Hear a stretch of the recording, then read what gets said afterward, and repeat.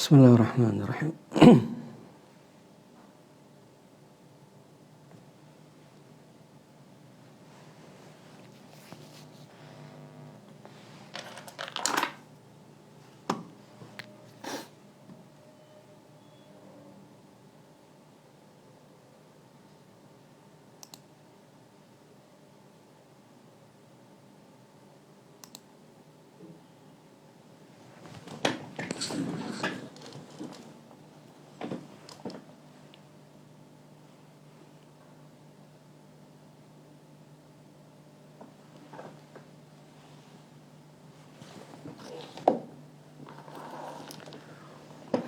Baik, 2 menit lagi insyaallah kita mulai kajian duha di pagi ini insyaallah.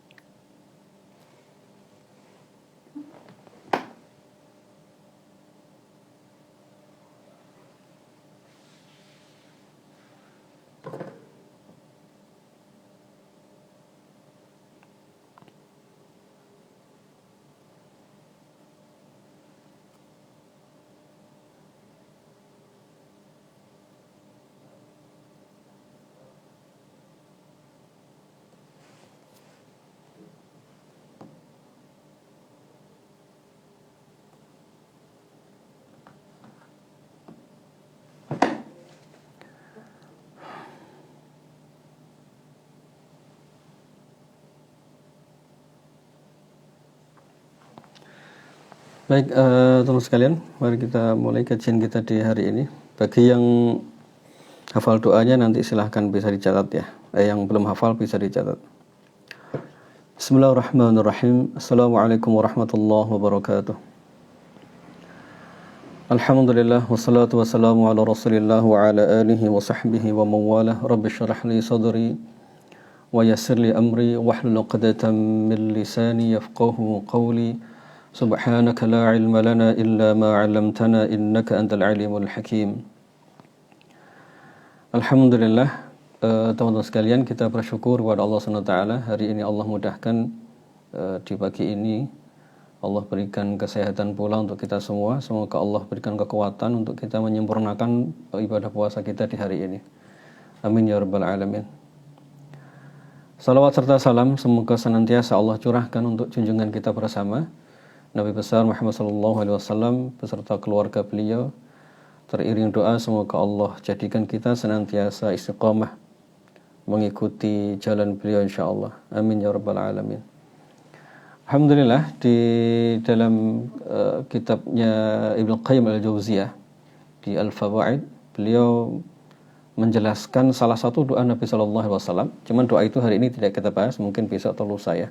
Hari ini kita akan bahas doa yang lain. Cuman di dalam Al-Fawaid ini ada 3 terminologi yang dijelaskan oleh beliau. 3 istilah yang membicarakan tentang kondisi rohani seseorang. 3 istilah ini adalah, yang pertama yang disebutkan oleh Ibnu Qayyim, yang pertama adalah al-huzn, kemudian al-ham, al-gham. Ketiga istilah ini punya kesamaan atau satu rumpun terkait dengan jiwa seseorang ketika dia mengalami sebuah kondisi yang tidak nyaman. Nah, hari ini tema kita tentang kecemasan. Sesuatu yang menimpa diri kita, lalu bagaimana jalan keluarnya yang dicontohkan oleh Nabi dalam doa-doa beliau, bagaimana cara memahaminya. Nah, teman-teman sekalian yang dirahmati Allah, di sini ada 2 keadaan dulu sebelum kita masuk ke doanya. Ada sebuah kondisi yang membuat kita ini cemas, khawatir, rasa takut. Itu disebabkan karena sebuah hal yang secara zahir bisa kita lihat. Ini satu. Kemudian kondisi batin yang tidak nyaman itu disebabkan oleh sebuah hal yang kita tidak mengerti. Yang ini yang biasanya masuk ke ranah terapi ya. Yang kedua ini masuk ranah terapi, perlu konseling dan sebagainya. Lalu yang pertama tadi adalah sebuah keadaan yang membuat jiwa kita tidak nyaman, gelisah, khawatir, cemas, tetapi terkait dengan keadaan yang bisa difahami, terkait dengan keadaan yang dimengerti. Oke ya, jadi sesuatu yang membuat jiwa kita tidak nyaman itu ada di dua keadaan ini realnya. Yang pertama, sekali lagi, ada kaitannya dengan keadaan yang secara zahir bisa dimengerti, bisa diketahui. Dua, terkait dengan keadaan yang kita tidak mengerti. Yang ini perlu konseling, ini perlu ngobrol, perlu digali, dan lain sebagainya. Nah, kita hari ini akan bahas yang disebabkan kecemasan, rasa takut, khawatir yang disebabkan oleh hal yang secara zahir bisa dilihat. Mari kita masuki bab ini dengan kisahnya Abu Umamah, supaya kita nanti mengerti kronologi kenapa seseorang itu bisa mengalami rasa cemas, khawatir. Setelah itu kita nanti masuk lagi ke bukunya atau kitabnya Ibnu Qayyim al-Jauziyah di Al-Fawaid. Baik, suatu saat Nabi SAW sedang singgah di masjid, lalu beliau mendapati waktu itu Abu Umamah sedang duduk dalam keadaan termenung, dalam keadaan sedih. Beliau kemudian ditanya oleh baginda Nabi SAW, kurang lebih, apa gerangan yang menyebabkan engkau tetap berada di sini di pagi yang cerah di waktu duha seperti ini. Jadi beliau termenung di masjid dalam keadaan sedih yang sangat. Lalu kemudian Abu Umamah menyampaikan bahwa beliau mengalami kebimbangan, bingung, panik karena masalah yang harus diselesaikan. Masalah itu adalah beliau terlilit hutang. Kronologinya mari pelan-pelan kita perhatikan ya. Jadi beliau mengalami kondisi batin yang panik. Nanti ada tiga istilah dalam kaitannya, dua istilah dalam doa ini. Tapi nanti lengkapannya ada tiga di kemungkinan di pertemuan besok atau lusa insyaAllah ya. Ada dua istilah dalam doa yang diajarkan Nabi setelah ini. Yang ini mengekspresikan kondisi Abu Umamah. Abu Umamah menyampaikan, saya ini dalam kondisi gamang, dalam kondisi bingung, kalut, dan tidak tahu harus ngapain. Kebayang ya situasinya. Apa yang menyebabkan beliau mengalami ini? Yaitu beliau terlilit hutang. Hutang yang mungkin sudah jatuh tempo, yang harus diselesaikan, dan tidak tahu harus melakukan apa. Maka kemudian Nabi menyampaikan, apakah engkau mau aku ajarkan sebuah doa yang jika engkau mengamalkan doa itu, maka Allah akan melunasi hutangmu. Maka kemudian Nabi menyampaikan sebuah doa yang sudah kita kenal bersama. Allahumma inni a'udzubika minal hammi wal hazan wa a'udzubika minal ajazi wal kasal wa a'udzubika minal jubni wal bukhl wa a'udzubika min ghalabati dain wa qahri rijal. Kata Ibnu Qayyim, ini ada delapan hal yang terkait dengan jiwa seseorang dalam situasi semacam ini. Sekali lagi, ada 8 keadaan yang menyertai seseorang sehingga menyebabkan dia tidak bisa keluar dari problemnya. Ada 8 keadaan, kata Ibnu Qayyim, yang masing-masing per duanya itu, tiap dua katanya itu saling berkaitan. Sekali lagi, yang dialami oleh Abu Umamah itu, beliau kesulitan membayar hutang, panik, berat. Nah, lalu Nabi SAW menyampaikan 8 karakter khas, menyampaikan 8 sifat ini. Nah, 8 sifat ini masing-masing yang di antara dua-duanya ini, Allahumma inni a'udzubika minal hammi wal hazan wa a'udzubika minal ajzi wal kasal. Jadi per dua gini. Nah, yang secara cermat melihat ini adalah Ibnu Qayyim al-Jauziyah. Jadi Nabi SAW mengelompokkan per dua begini jadi 8 sifat itu, yang itu berpengaruh kepada kepribadian seseorang sehingga dia kesulitan untuk keluar dari problem dirinya. Nah, mari kita cermati di bagian awal dulu untuk hari ini. Kita cermati yang di bagian awal. Kata Nabi SAW, Allahumma inni a'udzubika minal hammi wal hazan. Ham itu ada yang menerjemahkan atau maknanya itu satu rumpun dengan kesedihan, kalut, bimbang, bingung, gundah gulana, serupa dengan itu. Sementara hazan itu kesedihan, keresahan. Nah, bedanya apa di antara kedua istilah ini? Pertama, ham itu, kata Ibnu Qayyim al-Jauziyah di Al-Fawaid, beliau sampaikan, ham ini terkait dengan peristiwa yang akan terjadi di masa akan datang. Kalau hazan atau huzni itu terkait dengan peristiwa yang terjadi di masa lalu. Peristiwa terjadi di masa lalu ini salah satu terjemahan dari makna huzn juga, misalnya kehilangan sesuatu yang dicintai atau kehilangan sesuatu yang berharga di masa lalu. Jadi sesuatu yang telah terjadi. Ham itu kesedihan, kalut, gundah gulana terkait dengan sesuatu yang akan datang belum terjadi. Kalau hazan itu terkait dengan peristiwa masa lalu yang sudah terjadi. Masya Allah ya. Jadi di bagian awal Nabi SAW menasihati Abu Umamah, maukah engkau aku ajarkan sebuah doa yang dengan doa ini engkau akan keluar dari problem ini, lalu Allah akan bayarkan semua hutangmu. Lalu beliau membaca doa ini. Di ujung cerita dalam hadis ini Abu Umamah menyampaikan bahwa hutang beliau telah terbayarkan. Nah baik, teman-teman sekalian, kenapa di bagian awal ini Nabi menyampaikan Allahumma inni a'udzubika minal hammi? Ada pelajaran yang agung sekali dari pilihan kalimat kata yang diajarkan oleh Nabi SAW kepada Abu Umamah. Berarti sesuatu yang membuat kita gelisah itu adalah, yang pertama, sesuatu yang kita tidak mengerti jawabannya. Lazimnya orang itu akan mengalami gelisah, gundah gulana, tidak mengerti jalan keluar. Itulah yang membuat batin menjadi resah, walaupun peristiwa itu belum terjadi. Di bagian awal ini Nabi menyuruh Abu Umamah untuk melafalkan doa penggalan pertama ini disebut pertama kali. Karena memang ini paling rumit. Saya menyebutnya paling rumit karena masa depan itu sesuatu yang kita tidak bisa menjawabnya. Contoh misalnya kalau beliau sedih tentang masa depan, seberapa sih kita ini bisa menjawab masa depan selain dengan berharap saja, selain dengan berdoa. Masa depan itu sesuatu yang kita tidak bisa mengerti. Mau dijelaskan kayak apapun, kalau orang khawatir nanti masa depanku kayak apa, kita hanya bisa menasihati, insya Allah baik. Tetapi sebenarnya hakikinya sesuatu di masa depan itu kita sama-sama tidak bisa menjangkau. Nah, kebanyakan orang itu mengalami rasa takut atau dia tidak bisa melangkah karena dia terus-menerus dihantui dengan hal buruk terkait dengan masa depan. Jadi dia dipenuhi dengan rasa khawatir, dipenuhi dengan isi pikiran yang negatif tentang masa depan. Apa efeknya rasa khawatir dan pikiran yang negatif tentang masa depan itu kalau menghinggapi diri kita? Efek pertamanya itu selalu pasti resah. Karena peristiwa masa depan ini tidak ada satupun yang bisa memastikannya dan tidak ada satupun yang bisa menjawab selain dengan memberikan motivasi.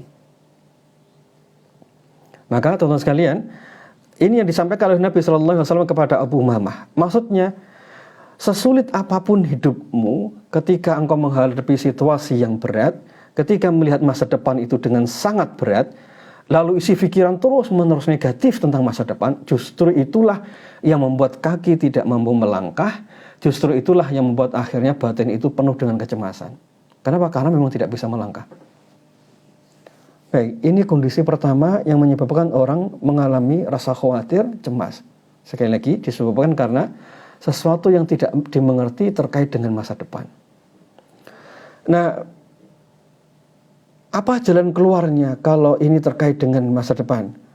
Nabi SAW mengajarkan kepada Abu Umamah kalimat ini, maksudnya, Allahumma inni a'udzubika minal hammi, ya Allah aku berlindung kepadamu dari rasa takut yang saya tidak bisa menerjemahkannya terkait dengan masa depan saya. Dari sini ada pelajaran yang sangat agung sekali. Fenomena tentang masa depan kita itu mungkin memang kita tidak bisa menerjemahkannya dengan detail. Satu-satunya jalan untuk menjawab semua keresahan masa depan itu adalah dengan menyandarkannya kepada Allah. Maka dalam kalimat ini Nabi mengajarkan kepada Abu Umamah, berdoalah. Ya, Nabi mengajarkan kepada Abu Umamah, berdoalah. Karena masa depan itu tetap tidak bisa dicerna dengan cara apapun. Kita maksimal hanya merencanakan, setelah itu ikhtiar, setelah itu berdoa, sudah. Tetapi realnya masa depan akan jadi apa? Kita tidak pernah mengerti. Masa depan itu mungkin akan sesuai dengan hajat, mungkin akan meleset dari semua keinginan kita, mungkin akan datang jauh lebih buruk dari perkiraan kita. Jadi sangat wajar orang melihat masa depan itu dengan perasaan rasa takut. Nah, sekarang pertanyaannya ke diri kita semua. Apakah kita mengalami perasaan takut terhadap masa depan kita? Tentang istri, tentang anak, tentang rezeki. Kalau perasaan ini ada dalam diri kita, di situ berarti ada problem dalam jiwa kita terkait dengan poin ini. Baik, apa lalu obatnya untuk hal yang terjadi di masa depan? Obatnya itu hanya ada di dua hal. Ikhtiar lalu bertawakal kepada Allah. Ikhtiar lalu bertawakal kepada Allah. Kalau tidak demikian, maka hidup kita ini akan terus-menerus negatif isinya. Sekali lagi, kalau tidak ada tawakal dan tidak ada ikhtiar yang menyertainya, maka mata kita melihat masa depan itu dengan negatif. Coba bayangkan apa yang terjadi pada Abu Umamah, hutangnya belum lunas, lalu dia tidak punya masa depan. Kayak begitulah kurang lebih. Jadi orang yang melihat masa depannya seperti suram, otomatis jiwanya akan cepat atau lambat itu akan mengalami keresahan yang luar biasa. Oke, ini yang kaitannya dengan masa depan.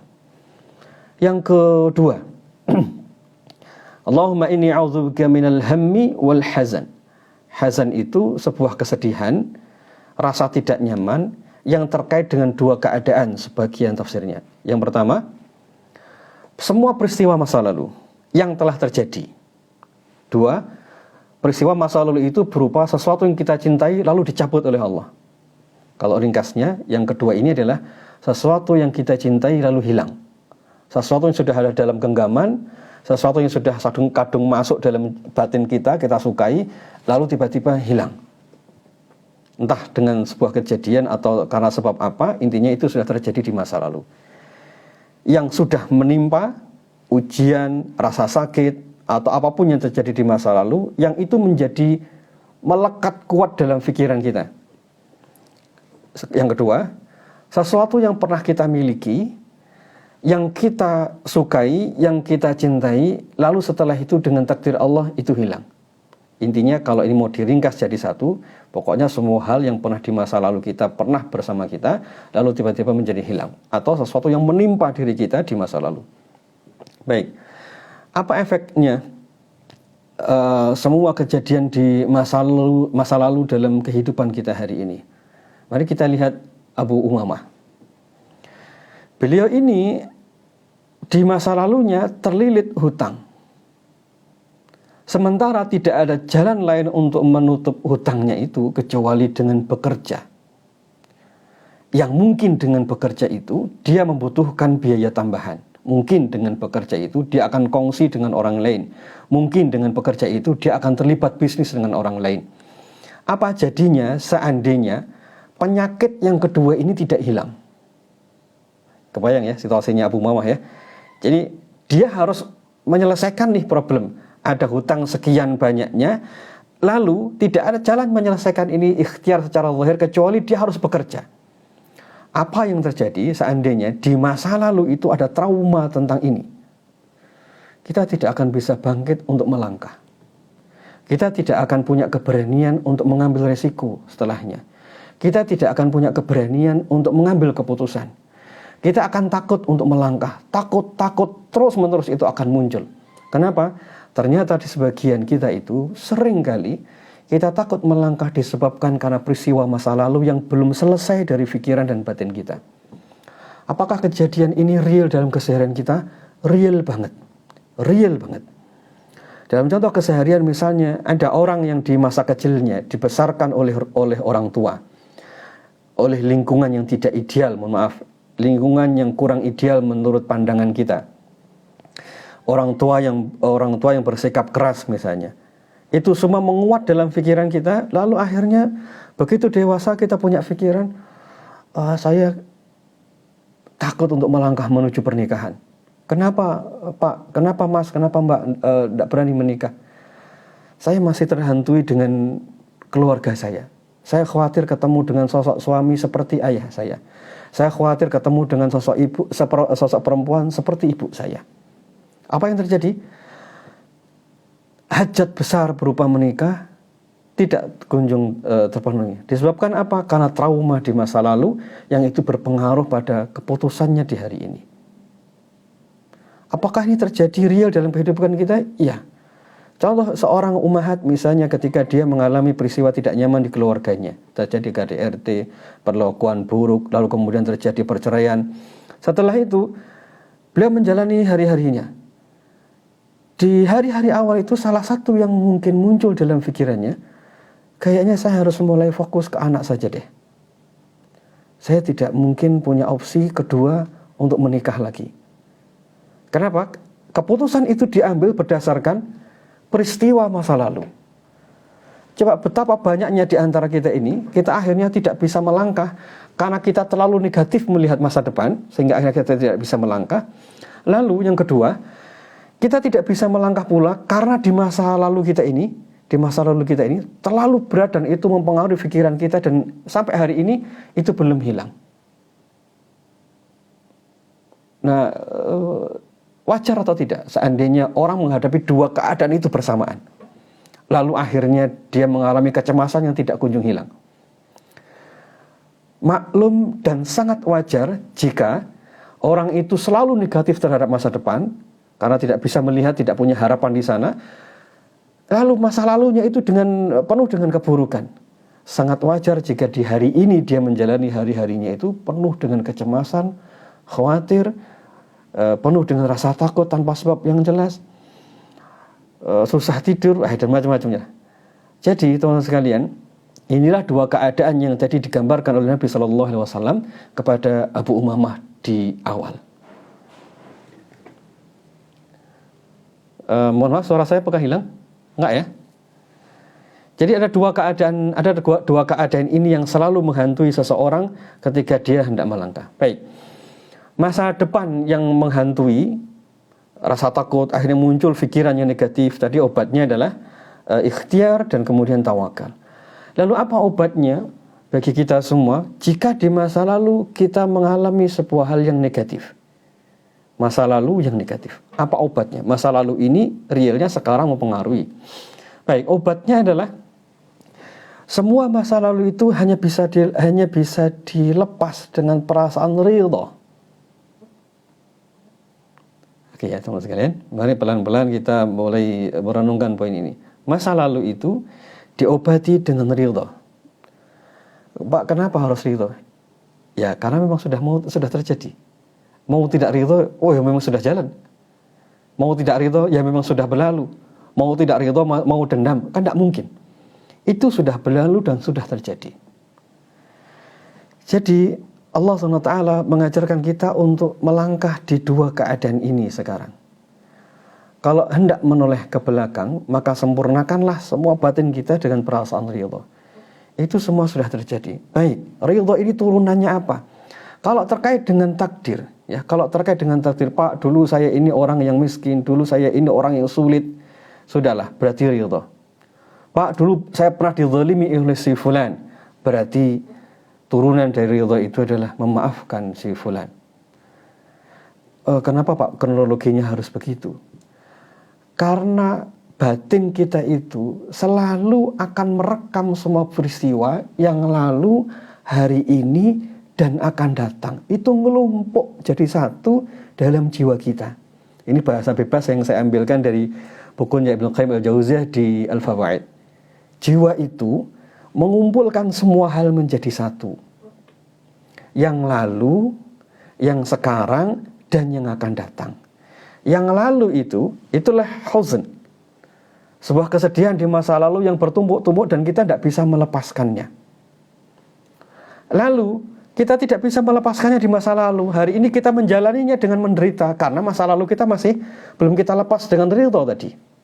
Nanti caranya nomor 2 ya. Ini kita sedang mempelajari mekanisme yang terjadi dalam pikiran kita. Kenapa di masa lalu itu menjadi sangat melekat dalam diri kita hari ini? Karena kita belum melepasnya dengan ridho.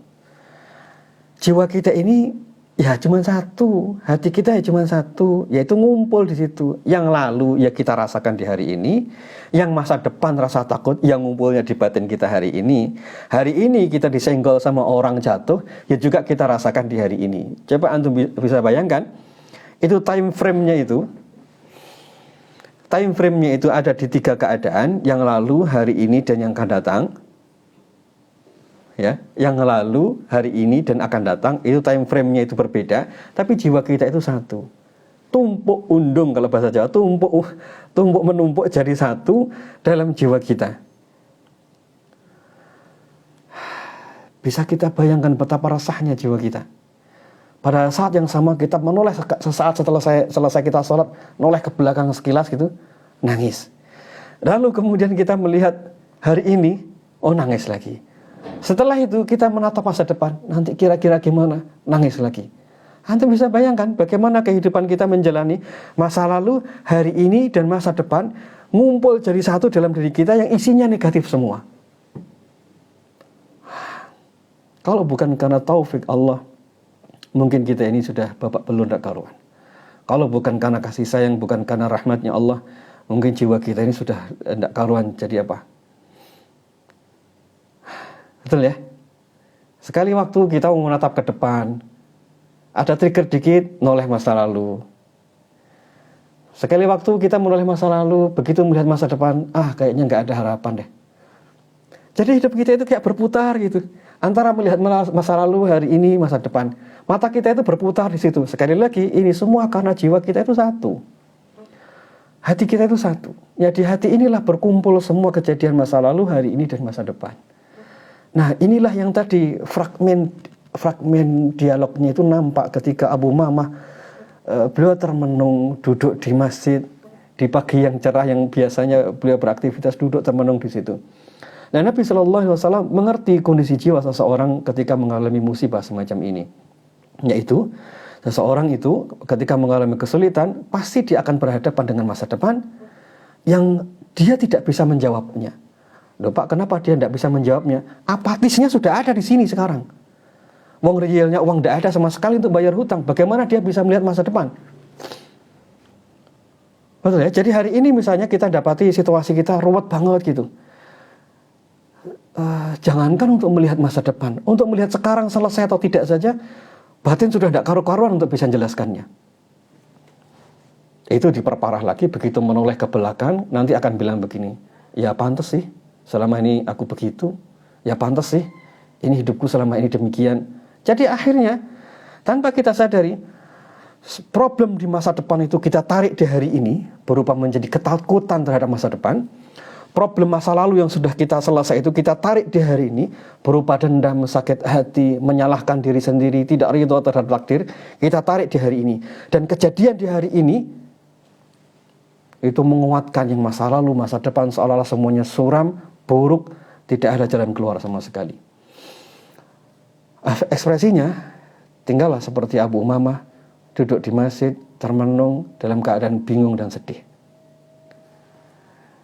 Kita ini sekarang sedang hidup di masa lalu, yang terus-menerus melihat masa lalu dan menyalahkan masa lalu. Atau kita adalah orang yang hidup di hari ini, melihat lingkungan sekitar kita itu begitu ruwet, kita tidak bisa menyelesaikannya, lalu sambil menatap masa depan yang tidak jelas. Kita ini orang yang hidup di mana? Hidup di masa lalu, hidup di masa sekarang yang begitu penuh dengan ketakutan, atau orang yang sedang menatap masa depan tapi tidak bisa melihat cahaya. Kita yang mana sekarang? Nah, teman-teman sekalian, inilah kecemasan yang tergambar pada diri Abu Umamah. Dan ini tidak bisa diselesaikan kecuali turunnya cahaya.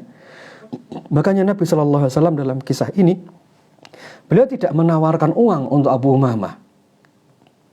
Karena ini soal mental. Beliau tidak menawarkan pekerjaan kepada Abu Umamah, karena beliau perlu melangkah untuk menyelesaikan ini.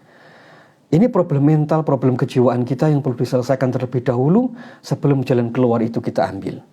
Nah, teman-teman sekalian yang dirahmati Allah, kebanyakan di antara kita ketika mengalami ujian, ketika mengalami musibah itu, pikiran kita terburu-buru untuk mengambil atau mencari jalan keluar.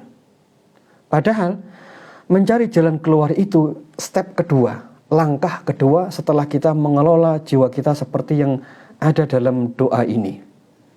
Baik, kita ulangi doanya. Allahumma inni a'udzubika minal ham wal hazan. Berarti Pak, bagaimana supaya saya punya kekuatan lebih nih untuk menyelesaikan? Saya tunggu pelan-pelan. Atau pertanyaannya Pak, bagaimana supaya saya bisa menyelesaikan semua masalah? Masalah itu akan terselesaikan jika kita punya kekuatan. Dan kekuatan itu akan muncul kalau beban itu terurai. Nah, disinilah kronologinya. Beban itu terkait dengan apa? Cara pandang kita terhadap masa depan, cara pandang kita terhadap masa lalu. Itulah yang menjadi beban kita hari ini. Baik. Di hari yang penuh berkah ini, di hari-hari yang penuh dengan kebaikan yang Allah turunkan di Ramadan ini, mari sama-sama kita memohon kepada Allah SWT. Allahumma inni a'udzubika minal hammi. Ya Allah, aku mohon kepadamu, sirnakan semua kekalutan dalam batin saya terkait dengan masa depan. Apa tandanya kalau orang sudah mulai tercerabut semua perasaan takutnya terhadap masa lalu, terhadap masa depan? Kalau mulai muncul taufik, turun taufik kepada diri kita, apa tandanya kalau kita sudah mulai muncul turun taufik pada diri kita terkait dengan al-ham ini? Tandanya adalah kita, Anda semua akan punya optimisme untuk melangkah. Ham itu pagar yang menutup mata. Pagar yang menutup mata. Apa tandanya kalau Allah sudah menurunkan taufik sehingga al-ham ini tercerabut? Tandanya adalah kita mulai bisa melihat masa depan, bahwa di depan kita ada harapan. Kesedihan terhadap masa depan itu lawannya adalah harapan. Jadi kalau harapan itu mulai muncul, bismillah, berarti akan ada mulai turun rahmat Allah atas diri kita. Baik, begitu batin kita mulai merasakan adanya harapan kepada Allah Subhanahu wa taala. Disitulah akhirnya mulai muncul ilham. Mulailah muncul, saya harus melakukan sesuatu. Mulailah muncul tekad, mulailah muncul kemauan untuk melangkah. Mulailah muncul keberanian karena ada harapan di sana. Yang kedua, apa tandanya kalau seseorang itu dia mulai mampu untuk kompromi terhadap masa lalu yang pernah menghantuinya? Tandanya adalah dia akan ringan melihat masa lalunya. Ringan melihat masa lalunya. Kalau terkait dengan keadaan dirinya, dia akan ridho. Kalau terkait dengan orang, dia mulai tidak lagi memusingkan orang itu. Bahkan dia dengan mudah untuk memaafkannya. Di sebagian keadaan, bahkan dia mampu berbuat baik kepada orang yang buruk di masa lalu. Ini adalah orang yang telah move on dengan masa lalunya, dan dia punya optimisme untuk melangkah di masa depan. Sekali lagi pertanyaannya akhirnya, apakah kaki kita masih terganjal oleh rantai masa lalu? Atau masa depan kita yang masih gelap? Kalau masih masa lalunya sudah, rantainya sudah terurai, setidaknya kita bisa melangkah. Setidaknya kita bisa melangkah. Baik. Sekarang pertanyaan sekali lagi, apakah kita punya keberanian untuk melangkah atau tidak? Nah, kalau kita tidak punya keberanian untuk melangkah, maka kita masuk di problem yang kedua. Tadi masih ada dua sifat ya. Yang pertama, dua sifat yang dijadikan satu oleh Nabi Sallallahu Alaihi Wasallam. Pertama, ham wal hazan. Ini yang membuat jiwa kita resah, gelisah. Nah, kemudian didetailkan oleh Nabi, ini terkait dengan masa lalu dan akan datang. Ini harus terurai terlebih dahulu. Jika tidak, kita tidak akan bisa melangkah, kita tidak akan bisa mengambil manfaat untuk diri kita di hari ini. Baik, yang kedua, oke Pak, saya kayaknya sekarang tahu deh, saya harus melangkah. Saya punya harapan kepada Allah. Masa depan saya kelihatan, dan masa lalu saya, bismillah, saya mau memaafkan, saya insya Allah ridho dengan kejadian. Apakah setelah dua hal ini tercerabut dalam diri kita, itu kemudian selesai begitu saja? Tidak. Ada dua sifat lagi yang Nabi kabarkan. Aduh, sudah setengah jam. Ada dua sifat lagi yang ini akan mempengaruhi seseorang, yaitu wa a'udzubika minal 'ajzi wal kasal. Aku berlindung kepadamu dari lemah dan malas. Wa a'udzubika minal 'ajzi wal kasal. Ajzun itu atau kelemahan itu adalah keadaan yang sebenarnya keadaan yang dia tidak punya kemampuan. Jadi secara zahir memang, mohon maaf, ada kelemahan dalam dirinya. Untuk ngomong tidak mampu, untuk menjelaskan tidak mampu, untuk melangkah tidak mampu karena kakinya memang sudah lemah. Untuk memanggul beban memang sudah tidak mampu karena dia lemah. Ini problem. Jadi di awal tadi Nabi ingin mengisyaratkan kepada Abu Umamah kurang lebih secara mental di masa depan itu harus sirna dulu rasa takut. Masa lalu berupa hutang yang pernah menumpuk dalam diri kita, dalam hidup kita, tidak boleh menjadi trauma lalu menjadi kita tidak berani untuk melangkah untuk memperbaiki hidup. Tapi ada problem kedua, Pak. Yaitu, oke, Pak, saya berani, tapi faktanya, Pak, saya memang tidak punya duit, Pak. Kerjaan tidak ada, Pak. Anak banyak, Pak. Istri harus dinafkahi. Tinggal dengan mertua, Pak. Jadi sehari-hari saya di depan mata ruwet, Pak.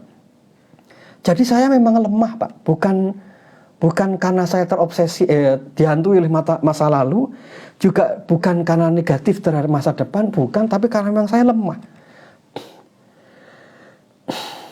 Nabi SAW mengisyaratkan dalam hadis ini, kelemahan yang perlu diangkat pertama kali itu bukanlah kelemahan secara zahir, tetapi kelemahan secara mental yang perlu diselesaikan terlebih dahulu. Wa a'udzubika minal ajzi. Itulah problem pertama di balik kelemahan fisik kita. Kita tidak punya uang, tetapi tidak punya mental untuk melangkah, itu lebih berat mana? Lebih berat tidak punya mental untuk melangkah. Pak, saya ini tidak bisa nafkahi istri saya karena saya ini tidak bekerja. Tidak bekerja itu berat, tetapi punya mental tidak mau nafkahi itu lebih berat. Betul ya? Jadi ini kan problem di sebagian proses konseling kan ini masalahnya. Pak, saya hidup bersama keluarga, saya harus mengambil peran sebagai seorang istri, suami tidak mau melangkah, tidak mau bekerja, suami menikmati harta dari orang tua misalnya, atau ya selama ini istri yang menafkahi di rumahnya dan akhirnya sang suami nyantai saja. Nah, teman-teman sekalian, tidak bisa menafkahi itu problem. Tetapi mental tidak mau menafkahi itu lebih problem. Pak, saya berat hidup bersama keluarga besar. Ada mertua, ada ipar, ada adik, ada anak. Saya berat jalani, Pak. Saya tidak mau hidup dengan orang model begini, Pak. Tunggu dulu. Dalam kejadian berat itu ada dua keadaan. Perhatikan, dalam kejadian berat itu ada dua keadaan. Pertama, keadaannya yang berat itu sendiri. Yang kedua, mentalitas kita. Selalu di dua ini. Pak, saya hidup dengan mertua dan ini berat untuk saya. Hidup bersama mertua itu berat, tetapi mental yang seperti ini itu jauh lebih berat.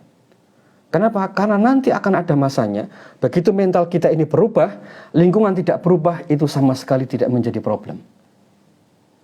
Maka Nabi SAW menyampaikan kepada Abu Umamah, setelah mentalitas tadi, rasa takut, cemas terhadap masa lalu dan masa depan ini habis, yang kedua adalah cara pandang kita terhadap kelemahan diri.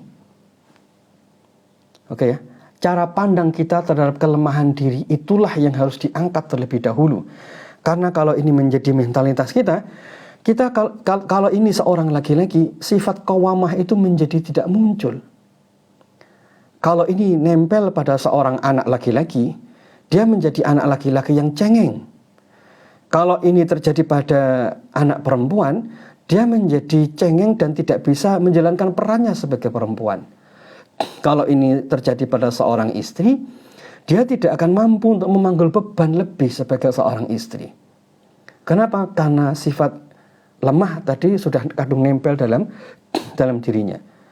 Apakah orang yang lemah itu betul-betul lemah? Belum tentu. Tetapi kalau mentalitasnya yang lemah, betul-betul dia akan menjadi lemah seketika walaupun dia punya banyak hal. Oke ya, ini kelemahan. Ini cara pandang terhadap kelemahan diri. Pak, bagaimana cara membuang mentalitas ini supaya saya tidak melihat diri saya ini kurang, diri saya ini banyak kelemahan. Bagaimana caranya? Cara yang paling sederhana itu adalah anggaplah ini sifat buruk. Oke ya, anggaplah ini sifat buruk, lalu ucapkan kepada Allah, ya Allah, saya tidak mau punya sifat memandang diri lemah. Allahumma inni a'udzubika minal hammi wal hazan wa a'udzubika minal ajz. Jadi sekarang mintalah kepada Allah, ya Allah, cabutlah sifat ini agar aku mampu memanggul beban setelah ini. Ya Allah, cabutlah sifat yang selama ini ada dalam diri saya. Ayo coba cross check diri kita masing-masing sekarang. Apakah kita biasa memandang diri kita ini dengan pandangannya lemah? Saya ini tidak bisa, Pak. Saya ini lemah, Pak. Saya ini punya kekurangan yang banyak, Pak. Jadi kalau ini terus-menerus ada dalam diri kita, itulah yang buat kita tidak bisa melangkah dan tidak bisa menyelesaikan problem. Kasarnya, gampangnya gini. Nanti kalau ada orang nasihati, Mbak, sing sabar, Mbak. Batin kita langsung bilang begini, sampean ngomong enak, Bos. Gitu ya? Sampean ngomong enak, saya yang jalan ini berat. Itulah rahasianya, kita sering memandang diri kita ini dengan negatif sekali. Akhirnya begitu ada orang memberikan nasihat, nasihat itu pun terasa negatif terhadap diri kita. Karena kita sudah kadung memandang diri kita ini dengan negatif terus-menerus. Coba perhatikan apa yang biasa kita pandang terhadap diri. Oke ya, apa yang biasa kita pandang terhadap diri. Kalau kita memandang diri kita dengan penuh kelemahan, kekurangan, itulah yang akhirnya menyebabkan nasihat orang lain itu terasa seperti kritikan. Masukan orang lain itu seperti vonis. Nasihat orang lain itu seperti menyakiti. Padahal dia sedang menguatkan batin kita. Inilah problemnya.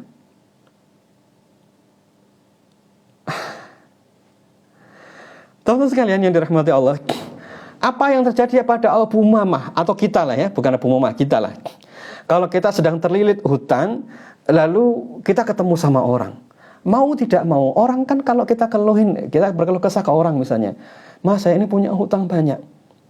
Orang itu kan pasti akan, ya kalau dia tidak bisa bantu duit, tidak bisa bantu pekerjaan, paling tidak kan dia akan bilang begini, kemarin cara bisnismu gimana?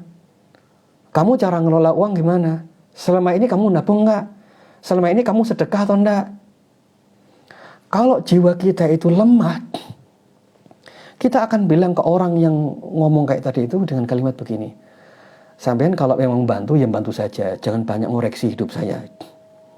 Sampean kalau mau nolong, kasih jalan keluarnya, jangan banyak nasihati. Ayo, kebayang nggak? Jadi itulah kalimat yang negatif yang akhirnya begitu banyak bertubi-tubi muncul dalam diri kita. Bermula dari cara pandang diri kita terhadap diri kita sendiri yang begitu lemah.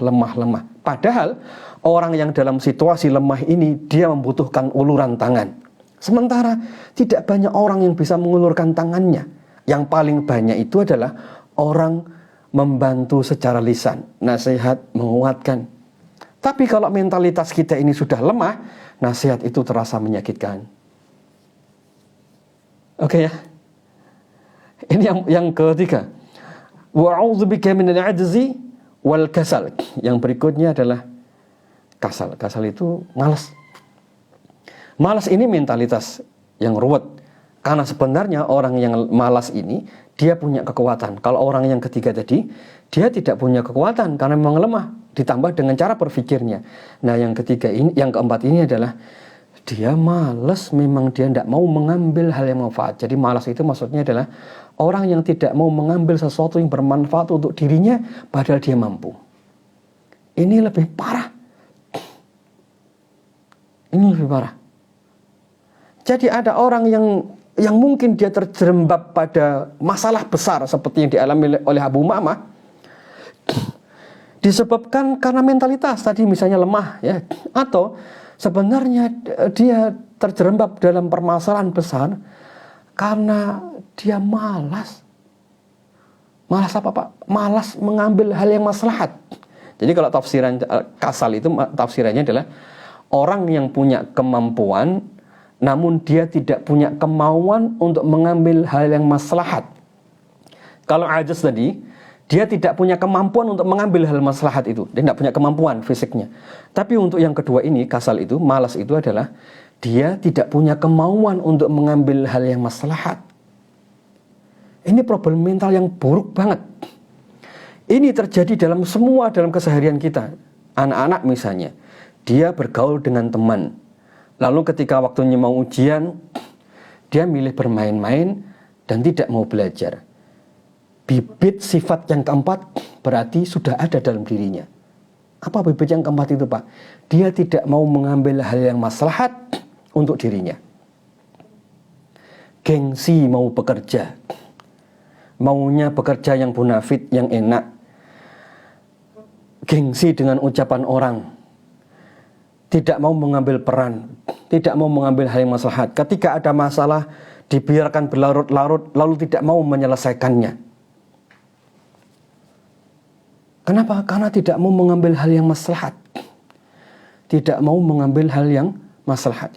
Kenapa anak cenderung pengen main dengan temannya, lalu tidak mau belajar? Berarti sifatnya adalah dia cenderung atau punya sifat tidak mau mengambil atau belum mampu mendorong batinnya mengambil hal yang maslahat untuk dirinya. Pertanyaan saya, Pak, Bu, apa jadinya seandainya emak-emak punya anak, lalu sifat ini belum hilang dalam dirinya?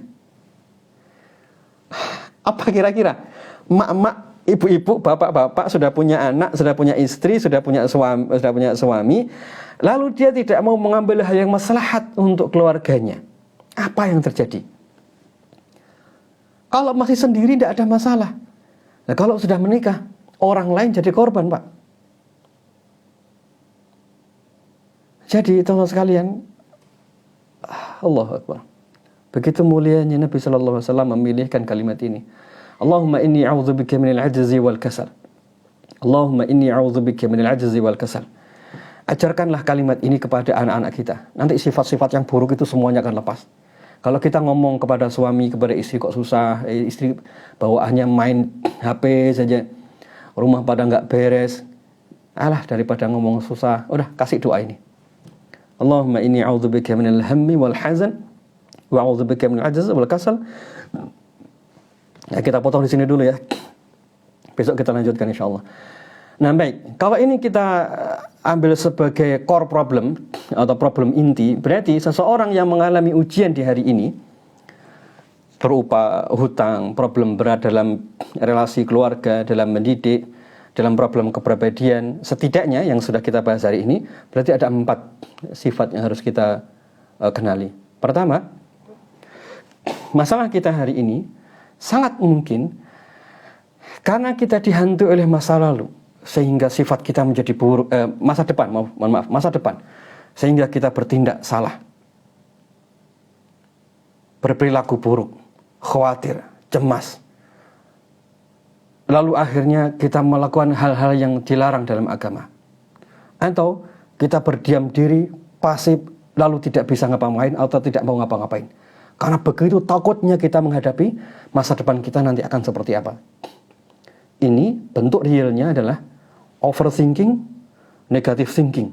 Terus menerus pikirannya negatif dan tidak bisa dihentikan.